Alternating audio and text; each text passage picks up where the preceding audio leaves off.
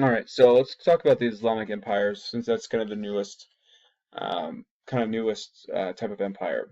So again, this is a theocracy with religion being the rule of law, the political rules, and their leader being the religious leader and the political leader. So Muhammad is very popular. The Islamic empires are very powerful and very successful. They're able to spread over a large part of North Africa, almost into Europe, and or Western Europe. They actually do take part of Spain for a while, and they rule over the Middle East, and they expand very quickly over time.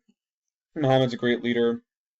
Um, the Muslims are Islamic warriors are very much like they're very disciplined soldiers, and it's a very strong military again, like a lot of these empires.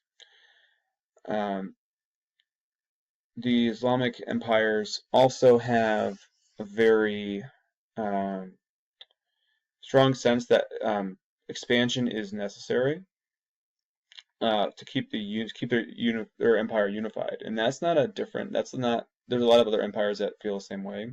That expansion is key to preserving unity among the people of the empire. So the Islamic empires expand a lot for that reason. There is the Islamic community, which is known as the Ummah, UMMA, and the idea is that Muslims must protect the Ummah. All right, so that's where we get this notion of jihad from. There's greater jihad, lesser jihad. Greater jihad is the idea of like the kind of the internal struggle against temptation and bad morals and things like that, where it's like an inner struggle against like the worldly temptations. Then there's the lesser jihad or jihad of the sword, which is more relevant to this time period than it is now. But it's basically like we have to fight and protect Islam and the Ummah. So there's this idea of that is Islam violent? Um, and that's really because of the beginnings and the context of the time where, yes, Islamic empires, they expanded through conquest, so yes, they were violent then. The idea of jihad doesn't really apply now. So sometimes that idea of jihad is taken out of context in the current time period when we talk about Muslims. But jihad is a um, really about inner struggle against temptation and vices. Um, so the idea of protecting the Ummah, though, is also what leads to expansion. Some core tenets of Islam, like kind of while we're on that topic, remember there's the kind of the five pillars of Islam, which is faith, prayer, or faith, um, prayer, almsgiving, pilgrimage to Mecca, or the Hajj, Hajj,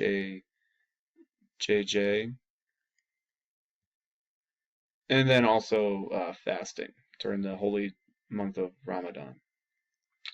So Islam spreads as a religion um, through, from the Middle East, where it starts, through trade networks, specifically the Trans-Saharan Trade Network through Muslim merchants, all the way into West Africa. So that is also that's a major component here in the post-classical era, where the Trans-Saharan Trade Network kind of gets more active, especially with the spread and rise of Islamic empires and Islam as a religion. All right. The Islamic empires are, uh, again, fairly tolerant of non-Muslims living in their empire. In fact, they there's accounts like primary documents out there that show how like people of European like Christian descent who were living under the Byzantine Empire here in the red um, said that when they got conquered by the Muslims in the Islamic empires, they actually preferred the government and the way that Islamic empires kind of ran their empire. They enjoyed living in the under Islamic rule better than they did under the Byzantine rule. So there are some strong leaders and good governors in the Islamic empires. Whoever succeeds, Muhammad, was able to make these empires last a long time. The Islamic empires don't really fall until the beginning of World War I in 1911, or excuse me, 1914, when that's you see the Ottoman Empire falling. Okay. So anyway, the Islamic empires are very strong and long-lasting. There's a lot of conflict, as you know. Their main rival is the Byzantine Empire, who they eventually overtake, all right, and beat.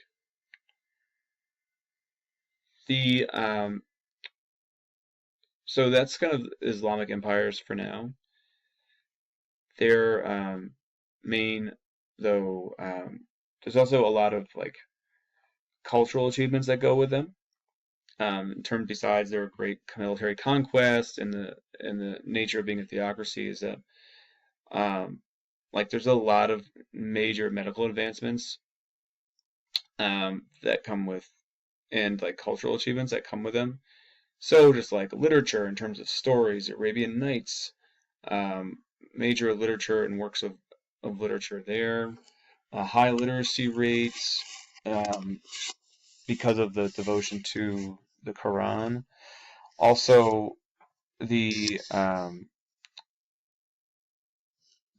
the idea of optics and lenses and scientific achievements.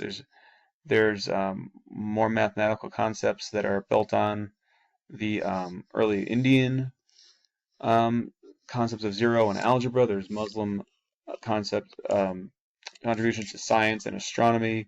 A lot of medical advancements made by Muslim doctors. There's surgery. There's dental work. There's ointments for like rashes, and there's surgery. There's surgeries even for like hernias and things like that. So there's hospitals. So the Islamic empires are quite advanced. All right. So the Su, Tang, and Song dynasty of China. Let's move to there. They're again post-classical, right? So 600 to 1450. But what they're known for really is, they come after the Han, and they're known for like really advancing China in terms of the canal system. There's lots of canals built here to make trade a little easier within China. There's also known for being the golden age of art and literature in China. Okay, so there are a lot of cultural achievements there too, and they continue with Confucianism. All right. The Byzantine Empire is the remnants here back in the red. That's the remnants of the Roman Empire. It used to be part of the Roman Empire, but when the Western Roman Empire fell, the Byzantine Empire kind of was able to resist those barbarian attacks and remain standing. So the Byzantine, again, like all these governments, are highly centralized. There's taxation, there's road systems. The emperors, though, consider themselves to be god-like, or God's representative on earth. So the emperors, whenever there's like a big parade or a ceremony, the emperors kind of parade themselves around like in these ornate purple robes and a lot of jewelry to make themselves look like these like godlike people. Constantinople is known as a city of churches. There's highly devoted to the Western, highly devoted to their religion. Remember the religions start to change a lot here. In the Byzantine Empire, it's actually oddly similar in terms of religion to the Islamic empires, in that the emperor is also the leader of the church. It's a term called Caesaropapism, where the religious leader is also the political leader. So it's actually true in the Islamic Empire as well. All right, so in the Byzantine Empire, there's Justinian's Code of Laws, which is built on the kind of previous Roman laws to keep the government organized, the empire organized. Again, big rivals are the the Islamic empires, who eventually do defeat the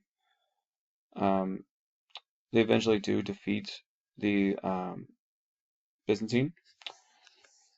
But the Byzantine Empire has a great weapon known as Greek fire, which they use to defend themselves. That's literally like a flamethrower on the ships of the on their ships that they have when they have many wars with the Ottoman.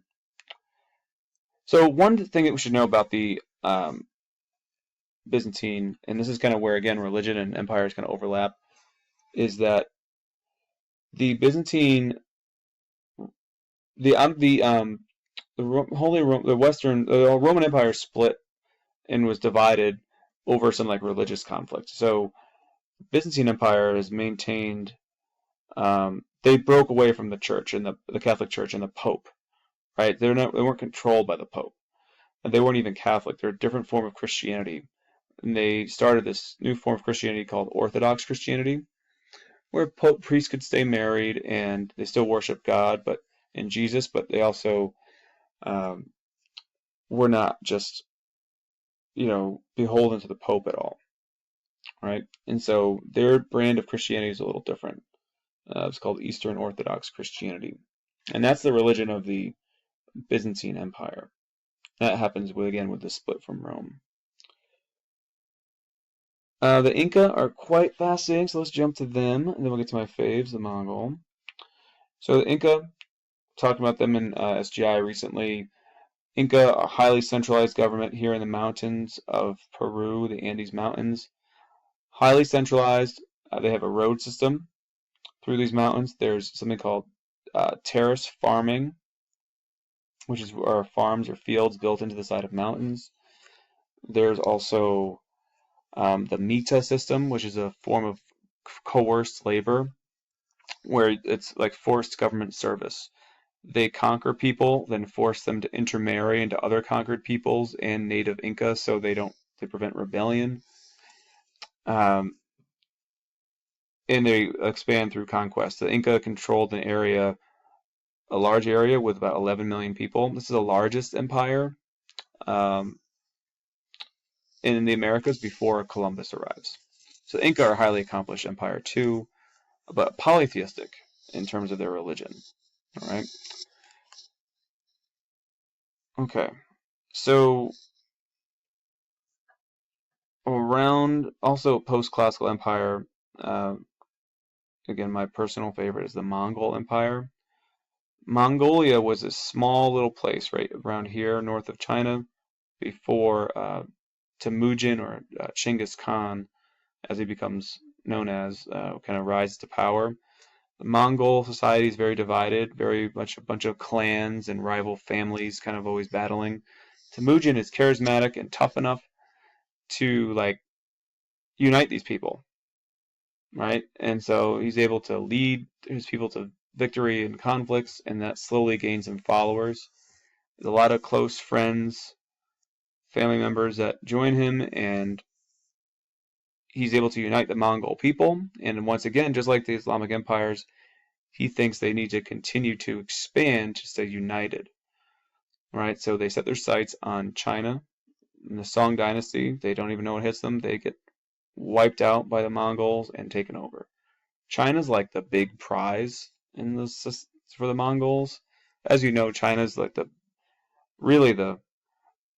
most the wealthiest, kind of the top dog country or civilization at this time, the most powerful place in the world at this point. So for them to be conquered is like a big deal. A lot of riches, a lot of goods there, and of course the Temujin, Genghis Khan, feels like this is going to benefit the Chinese society or Mongol society greatly to have access to China.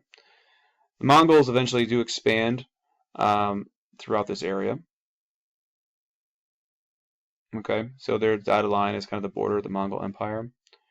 It's important to note as I'm saying this, I want to point out like all these empires that were in existence, classical and post-classical, they were existing often at the same time. It wasn't like one empire, like the Islamic empires rose and fell, and then the Mongols rose, right? It's like all these empires are existing at the same time. Okay, so I'm going to end this clip here. Again, I want you to think about the following thing. What are the characteristics of these post-classical empires, and how are they related to the classical empires?